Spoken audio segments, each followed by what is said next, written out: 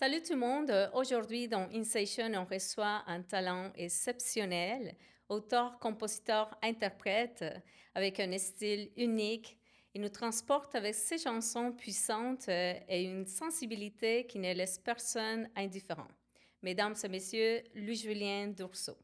Bienvenue, Louis-Julien. Merci, bonjour, merci de me recevoir. Je suis très content d'être ici. Merci. Bon, ben, avant qu'on plonge dans la musique, Mhm. j'aimerais qu'on parle de l'humain Oui. derrière l'artiste. Donc, si tu devais te décrire en quelques mots, comment présenterais-tu le Louis-Julien d'aujourd'hui? Il est jovial, je pense. Il mord dans la vie, il aime ses amis beaucoup, il aime se sortir. C'est ça, je suis un passionné. J'aime quand il y a de la musique, j'aime quand il y a des gens, j'aime quand il y a des rires. Voilà, ouais, c'est un vingtenaire très accompli. Très bien. Écoute, quand tu penses à ton parcours personnel, quels sont été les moments ou les expériences qui t'ont fait grandir en tant qu'individu? Euh, Je dirais toute la phase académique, quand même, le Mhm. fait de des fois être mis dans un moule qui me correspond pas forcément ou dans une classe de mathématiques, par exemple, dans un gymnase d'éducation physique, par exemple. Donc, c'est toutes des situations qui me correspondaient pas, puis avec lesquelles j'ai dû faire, puis ça m'a appris à me connaître davantage, puis c'est ce qui a fait en sorte que j'ai été aussi pressé d'aller vers le théâtre, Ouais. vers la musique, vers la chanson, vers l'écriture, puis la mise en scène. Donc voilà, je pense qu'il y a ça. Puis il y a aussi toutes mes rencontres, toutes les rencontres que j'ai faites au courant de ma vie, que ce soit mes amis ou mes belles histoires d'amour, mes peines d'amour, tout ça Mhm. m'a forgé petit à petit. Toi, tu es dans l'industrie depuis que tu es Depuis que je très suis petit. jeune, oui, c'est ça.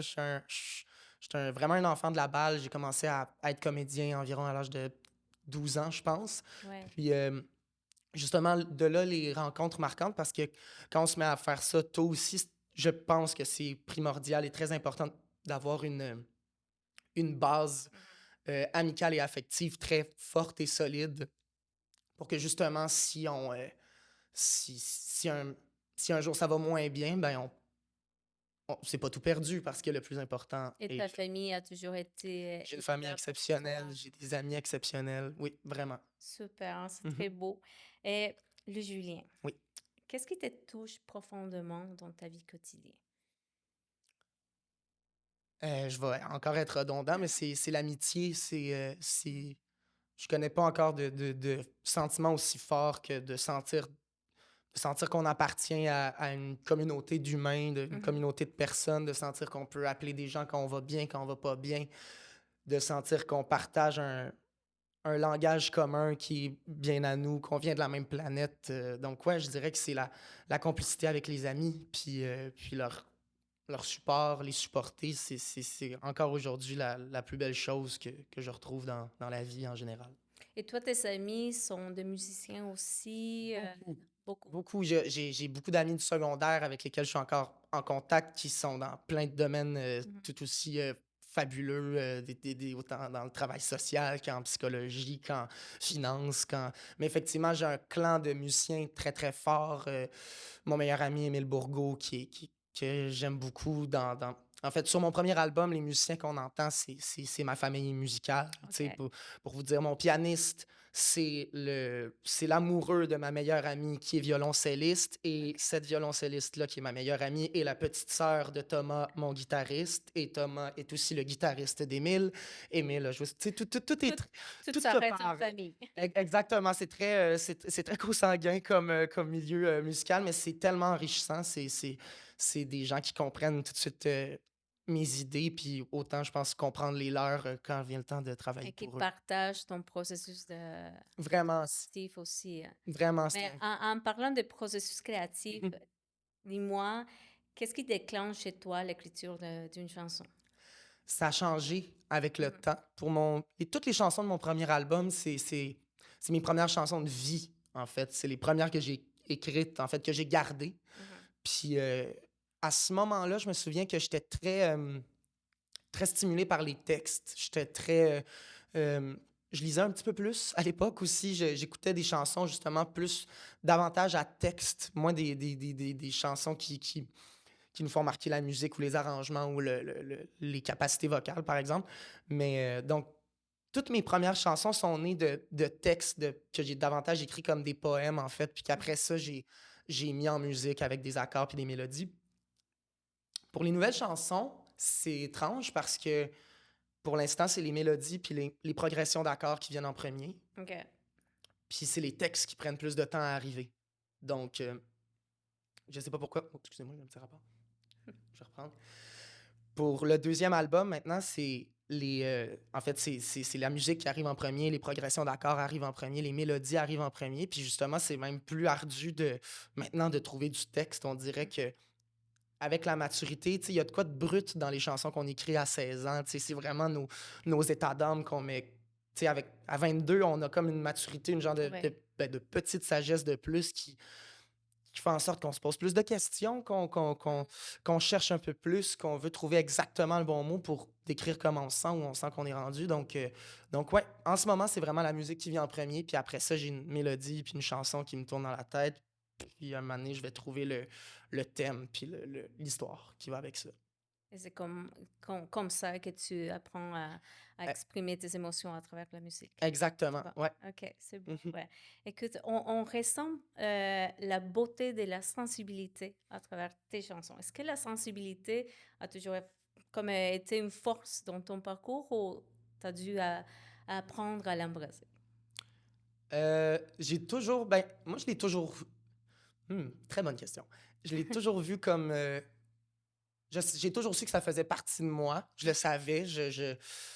Dans comment je pouvais être triste, dans comment je pouvais avoir peur, quand j'étais enfant, là, tu sais, dans comment je pouvais rire. Je suis quelqu'un qui réagit, tu sais, puis qui est très émotif, justement. Heureusement, j'ai eu le bon entourage pour me dire que c'était une force, pour me dire que que ça faisait ma valeur, en fait, puis que probablement que si j'avais des capacités artistiques, c'était sûrement dû au fait d'être à l'écoute, d'écouter ce qui se passe autour, de réagir à ce qui se passe autour. Puis après ça, ça a été long avant que je me dise, ah oui, c'est vraiment une force, parce que quand on est dans une école secondaire, ben, c'est sûr qu'on essaie de ne pas être le premier à pleurer ou à avoir Oui. des émotions débordantes, mais puis justement là, l'art a été un canaliseur de sensibilité énorme, tu sais, où je pouvais justement mettre tout ce trop-plein d'émotions dans ce que j'interprétais. Mais aujourd'hui, avec le temps, oui, je pense que c'est une force. Puis je pense qu'en fait, tous les humains en ont une. Puis c'est important de plus en plus de nommer qu'on est bien avec ça parce qu'il faut, pour que le monde aille bien, je pense qu'il faut que tout le monde déterre cette partie-là d'eux, en fait. Non, je suis très d'accord avec toi. En fait, je pense que se montrer vulnérable, ça ne veut pas dire que tu es une personne faible. En Ben, pas fait, du tout. au contraire, comme tu es une personne sensible, que tu es capable d'exprimer tes Mhm. émotions. Et j'ai trouvé ma force, en fait, Ouais. là-dedans, tu sais, dans le fait de, des fois, pas toujours me sentir viril, pas toujours me sentir masculin, pas toujours me sentir comme les autres, en fait, Ouais. ou de me sentir trop, tout le temps trop. Euh, un jour, je me suis dit que je devais assumer, justement, et me sentir solide dans toutes ces particularités-là. Donc, me dire que des pantalons blancs puis une ceinture dorée, c'est comme ça que je vais être viril, moi, puis le fait de réagir fort, ben moi, ça va être ma forme ça va être, ouais, c'est ça va être mon aplomb à Mhm. moi, parce que je suis comme ça, ouais. Très beau. Et as-tu déjà eu des périodes de doute? Et comment tu as réussi à passer à travers? Oui, ben, comme j'ai dit tantôt, je suis jeune comédien, donc Ouais. comme je pense que beaucoup vont reconnaître cette genre de phase dans la carrière de... Je pense pas mal tous les comédiens qui commencent vers 12 ans, l'âge où j'ai Mhm. commencé. Il y a eu un gros creux de vague à 18 ans à peu près. J'étais au cégep, je me souviens. Puis l'année que je venais de passer professionnellement comme acteur était c'était fantastique. Ça avait été ma plus belle année de travail. J'avais tourné dans un film, j'avais fait des émissions de télé. Donc je me disais, l'année prochaine peut juste être encore plus fabuleuse. Et Oui. malheureusement, en art, c'est rare qu'on peut se dire ça. Je l'ai appris, pas à mes dépens, mais je l'ai appris, tu sais. Mhm. On- Donc, à ce moment-là, oui, tu sais, la phase où tu passes des auditions, puis les réponses sont toujours négatives, où tu travailles très, très fort pour monter des rôles, pour monter des personnages, puis apprendre des textes, pour auditionner pour plein de choses que tu aimerais donc bien avoir, puis travailler avec des réalisateurs avec qui tu aimerais donc bien travailler, puis finalement, ça marche pas pour plein de raisons. Des fois ta performance, des fois simplement le casting recherché, des fois juste que c'était pas le bon momentum, mais des fois, si ça arrive dans un laps de temps rapproché, puis que c'est non après non, après non, après non, après non, oui, je me souviens que je me suis déjà pris le front en me disant, est-ce que c'est fait pour moi? Est-ce que cette passion-là que j'ai, c'est effectivement mon talent, puis là-dedans que je peux gagner ma vie? Puis justement, là est arrivée la musique. Puis le OK. fait de me dire, je me suis réinscrit au cégep en musique, au cégep Saint-Laurent en jazz. Euh, je me suis dit, ben, si ça marche pas au niveau du jeu, ben, il y a une chose que tu sais, c'est que tu es artiste jusque dans tes ongles, tu sais. Mhm. Donc, fais de l'art parce que on crée rien de bon quand on est fâché ou aigri ou amer de certaines défaites. Donc, ouais, ça a vraiment été la musique. Puis justement, je pense que si j'avais pas eu ce creux de vague-là ou puis aujourd'hui, c'est pas des échecs parce que c'est pas vrai que Ouais. j'ai pas rien échoué. C'est juste qu'il y a des choses auxquelles j'ai pas eu accès, puis il y en aura d'autres, c'est sûr, tu sais. Mais je pense que si j'avais pas eu ça, ben probablement que je serais pas allé au Cégep Saint-Laurent en jazz. J'aurais pas découvert toute cette musique-là aussi. Tu sais, je viens de la chanson française aussi. Tu sais, mes connaissances en jazz, en musique instrumentale, même en musique classique étaient assez limitées. Puis j'étais arrivé là-dedans, puis ça a fait waouh, ça m'a tellement, tellement ouvert l'esprit, tu sais. Puis Mhm. aujourd'hui, c'est la plus belle décision que j'ai prise de ma vie que de faire ça. Donc oui, mais ça naît d'une grande période de doute et de frustration et de tristesse quand même, Là, maintenant, c'est la musique qui te passionne le complètement. plus. Ben, le jeu me passionne encore. C'est juste que, étant donné que ça fait plus longtemps que j'en fais aussi, il y a cet aspect-là que je vais rejouer. J'ai comme fait Mhm. j'ai dû apprendre à faire la paix, tandis que quand t'as 16-17 ans puis que tu veux vraiment, vraiment faire ça, Ouais. tu veux le rôle, tu veux le gros rôle de la prochaine série jeunesse, tu veux le. Moi, en tout cas, j'avais soif de ça. Tandis qu'aujourd'hui, j'ai un laisser-aller par rapport à ça qui est. Ben, le beau personnage va s'en venir quand il s'en viendra. Puis en attendant, écrit des chansons, puis voilà. Puis comme en musique aussi, tu sais, ça se peut qu'on peut en écrire une centaine des chansons avant il y ait celle-là qui sorte puis qui soit le grand succès que tout le monde fredonne, tu sais. Puis ça se peut que ça arrive jamais aussi, puis c'est correct, tu sais. Mais c'est ça, ouais. Mais je pense que les gens sont contents aussi de découvrir l'artiste, le musicien. C'est privé de Merci. ta belle voix et tout ça. Merci. Euh, Qu'est-ce que as-tu laissé comme empreinte artistique, autant pour ton public que pour toi-même? Euh, je vais dire deux choses. Ouais, Euh, t'as le droit. J'ai le droit? Merci. Premièrement, on m'avait posé la question cet été au Festival de Granby, puis je m'étais jamais vraiment posé la question personnellement, en fait. Tu sais. Qu'est-ce que je veux? Puis je me suis posé la question, en fait, pourquoi moi je pense que je fais ça? Tu sais, pourquoi moi je fais de la scène? Qu'est-ce que je veux justement que ça laisse en moi comme marque? Puis je pense que c'est l'envie de vivre des moments extraordinaires. Tu sais. L'envie de partager de l'amour, de partager des sons, partager de la poésie, faire de la genre de magie.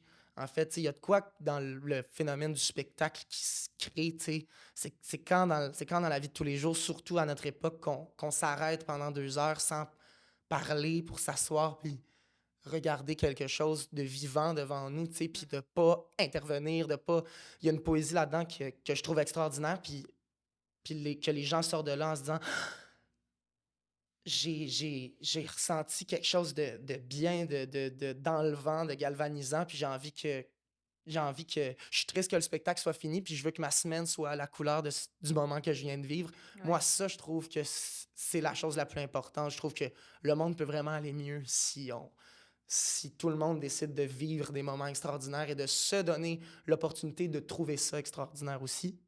Donc ça, c'est la première des choses. Puis la deuxième, je pense que c'est vraiment une le côté plus social et engagé, je dirais, de faire vivre la culture encore que des gens qui n'ont pas été portés à écouter de la musique en français ou de la musique d'ici, du moins, euh, le fassent, tu sais, puis continuent à le faire ou la découvrent. Euh, puis je te regarde, je regarde des gens comme toi, je trouve ça magnifique. Puis il faut que tout le monde écoute de la musique québécoise puis de la musique d'ici parce que ça appartient à tout le monde. Puis il y en a plein qui en font. Puis faut juste le découvrir. C'est pas un genre, la musique québécoise, c'est pas un style.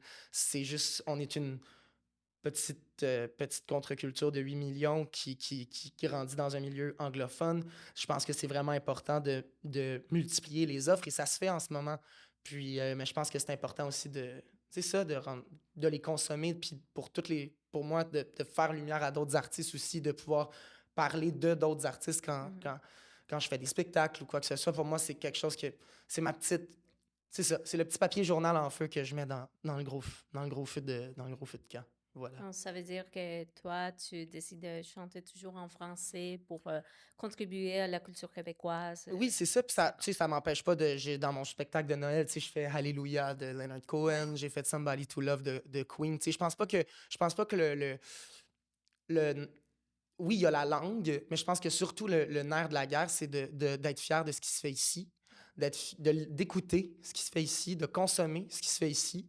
Puis, puis voilà, puis oui, après ça, il y a tout l'aspect identitaire, culturel, ça en dit long sur une société, ce qui se fait comme art, puis ce qui se consomme comme art. Puis ça en dit long sur une société si euh, les gens qui la constituent arrêtent d'écouter ce qui se fait ici. Voilà.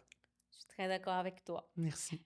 Si tu devais écrire une chanson sur un moment précis de ta vie, laquelle choisirais-tu et pourquoi? Hmm.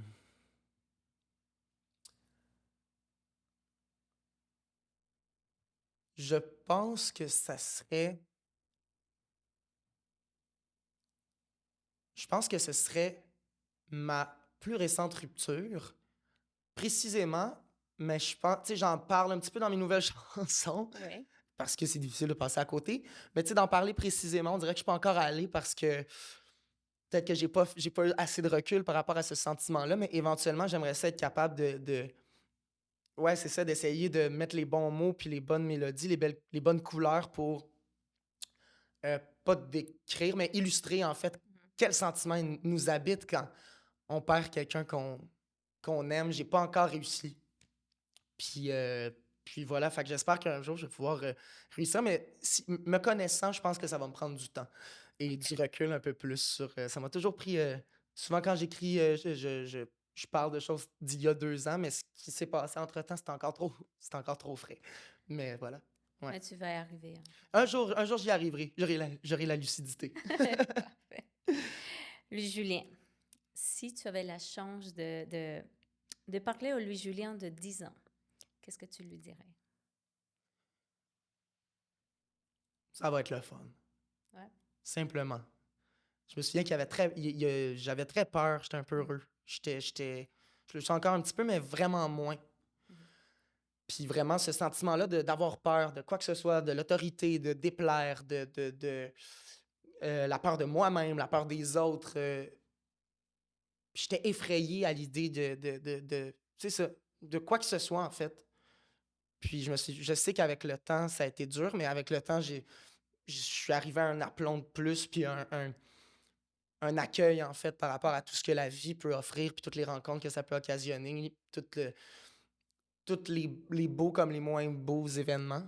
Mhm. Euh, puis c'est ça. Puis aujourd'hui, j'ai beaucoup, beaucoup moins peur que l'enfant que j'étais. Donc, je dirais, respire, la vie va être super gentille avec toi si t'es gentil avec elle. Donc, voilà. Puis c'est encore ce que je me dis à Mhm. chaque jour. Puis probablement que si tu me reposes la question à 30 ans, puis que tu as parlé à celui de 22, Je m'en pas. ouais, c'est ça. J'ai moins peur qu'à 22 ans. Bon, ben écoute, pourquoi, selon toi, les gens devraient venir te voir dans le InStation? Qu'est-ce que tu as envie de leur offrir à travers cette performance? Je vais m'adresser aux gens. Mon but, c'est de créer un moment intime, de créer un moment de chaleur, d'amitié, d'humanité. Puis en plus, c'est l'endroit parfait pour ça. Les gens qui me reçoivent et qui vous recevront sont de très belles personnes et c'est un super beau projet. Donc mon but, ouais, ce serait de pouvoir faire découvrir ma musique dans une ambiance hyper intime. J'ai pas eu la chance de le faire, tant que ça, par le passé. Donc je pense que ça va être un beau moment de partage, et de festivité. Voilà. Bon, mais merci beaucoup d'avoir partagé ton Merci à univers toi, avec Andrea. nous. Ça nous Merci. fait plaisir de t'avoir eu parmi nous. On a très hâte de te voir dans une session. Merci Puis, beaucoup. merci beaucoup. Merci à vous.